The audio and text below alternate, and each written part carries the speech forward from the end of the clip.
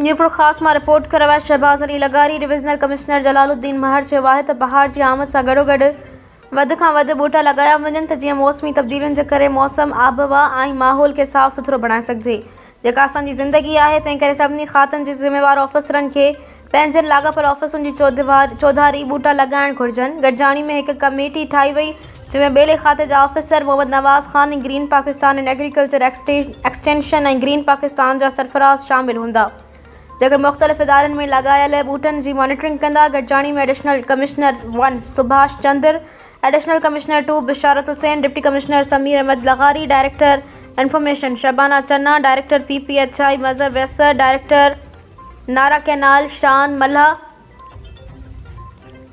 ऐं ॿियनि